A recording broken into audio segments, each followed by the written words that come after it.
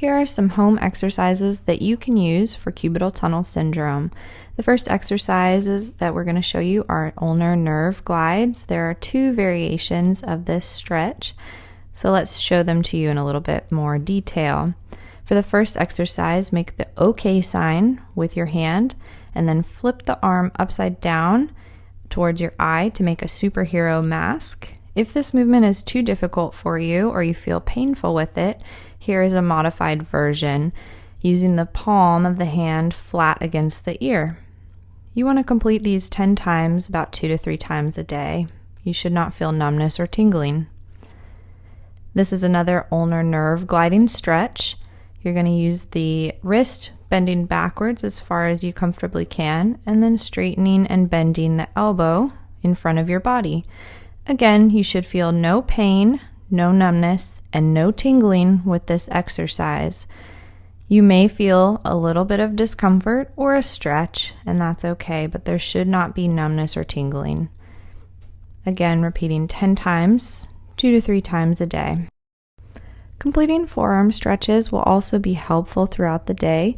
Hold your affected arm out in front of you and use the other hand to pull the wrist down towards the floor into a comfortable stretch, holding for 10 seconds. Next, flip the palm up towards the ceiling. Use your other hand to pull the wrist back into extension, again holding a comfortable stretch for 10 seconds. This stretch should not increase your numbness or tingling. Thirdly, flip the palm back down towards the floor.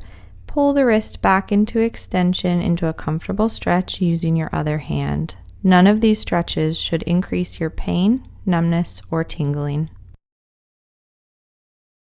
You'll also want to avoid aggravating postures or positions that could irritate the nerve.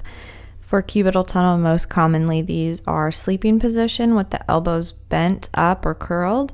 You want to avoid that hyperflexion of the elbows as much as possible. It's also aggravating in the telephone position, so mimicking holding your cell phone up to your ear. You want to either talk on speakerphone or use headphones so that you don't have to keep your elbow flexed more than 90 degrees at a time for a very long period. You'll also want to avoid resting the elbow down on hard surfaces, such as when you drive. Make sure that the elbow doesn't rest on the window or on the center console, and ensure that while you're doing your daily activities, the elbow isn't resting on a table or a desktop. Avoiding these postures will help your nerve to heal.